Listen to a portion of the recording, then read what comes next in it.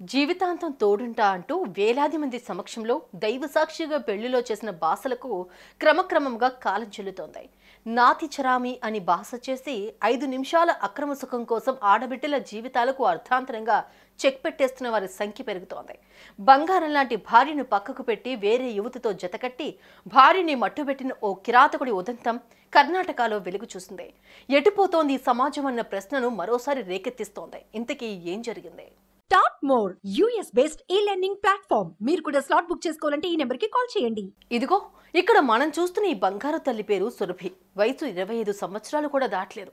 కర్ణాటక రాష్ట్రం హోన్సూరుకు చెందిన యువతికి హసన్ జిల్లా నాగయ్యన్నకొప్పలో గ్రామానికి చెందిన దర్శన్ అనే యువకుడితో 3 ఏళ్ల క్రితం వివాహమైంది. ఓ ఏడాది పాటు వీరి కాపురం చక్కగా సాగింది. అటు తర్వాతే దర్శన్ మరొక మహిళతో అక్రమ సంబంధం పెట్టుకున్నాడు. ఈ విషయం తెలుసుకున్న సురభి ఇది కరెక్ట్ కాదంటూ భర్త కాళ్ల వేళ్ల పడింది. దీంతో మనోడి అసలు స్వరూపం బయటపడింది. తన సుఖానికి అడ్డొస్తోందని అతని దుర్మార్గపు ఆలోచన వేధింపులకు ఆజ్యం పోసింది. ఉత్తి పుణ్యానికి భార్యతో గొడవలు పడ్డం మొదలైంది. బంగారం లాంటి భార్యను ఇంట్లో పెట్టుకుని కేవలం శాడిజంతో ఆమెను నానా రకాలుగా ఇబ్బందులు పెట్టడం మొదలుపెట్టాడు. తన వైవాహిక జీవితం మీద కొండంత ఆశలు పెట్టుకున్న తల్లిదండ్రులు మొగుడుతో తాను పడుతున్న నరకయాతన గురించి తెలిస్తే ఏమైపోతారు అన్న ఆలోచనతో ఆవేదనను గుండెల్లోనే దాచుకున్న సురభి తన భర్త అడ్డగోలు వ్యవహారాన్ని ఏమాత్రం వారికి తెలియకుండా ఓ ఏడాది పాటు నెట్టుకొచ్చింది. అయినా సరే ఆ దుర్మార్గుడి మనసు ఏమాత్రం కరగలేదు. ఇంత జరుగుతున్నా ఇది తప్పంటూ దర్శన్ తల్లిదండ్రులు కుమారుడికి చెప్పడం మానేసి తమకేం పట్టనట్టుగా ఉండిపోయారు. అలా కొన్ని నెలలు గడిచాయి.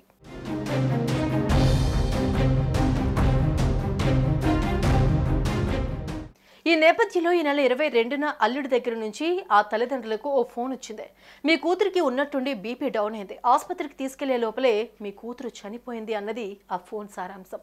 ఆ విషయం విన్న ఆ తల్లిదండ్రులు ఒక్కసారిగా కుప్పకూలిపోయారు. హుటాహుటిన దర్శన్ ఇంటికి చేరుకున్నారు. అక్కడ పరిస్థితులు చూసిన తర్వాత అక్రమ సంబంధానికి అడ్డొస్తున్న తమ బిడ్డను అల్లుడే హతమార్చి ఉంటాడని డిసైడ్ అయ్యారు. క్షణం ఆలస్యం చేయకుండా పోలీస్ రిపోర్ట్ ఇచ్చారు. ఆ వెంటనే పోలీసులు కేసు నమోదు చేశారు. ఈ మరణం ఎందుకు సంభవించింది అన్న విషయం తెలుసుకునేందుకు సురభి మృతదేహాన్ని ఆ పల్లెకు సమీపంలో ఉన్న చెన్నరాయపట్నం ప్రభుత్వ ఆసుపత్రికి తరలించారు. పోస్ట్ మార్టంలో తేలే నిజాలను బట్టి సురభి నిజంగానే లోబీపీతో మరణించిందా లేదంటే ఆమె అడ్డు తొలగించుకునేందుకు ఆమె భర్తే ఆమెను హతమార్చాడా అన్నది తేలిపోనుంది.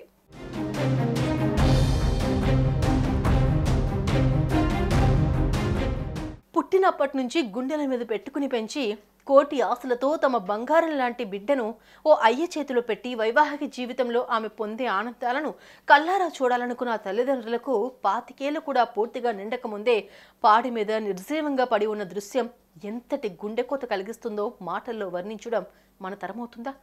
ఊరమ్మగన్న బిడ్డ ప్రాణాన్ని ఉత్తి పుణ్యానికి మట్టుబెట్టేస్తున్న ఇలాంటి భర్తల ఆగడాలకు కళ్ళెం వేయడం కుదురుతుందా? ఇలాంటి ఎన్నో ప్రశ్నలకు సమాధానం దొరకని పరిస్థితి ఏర్పడింది.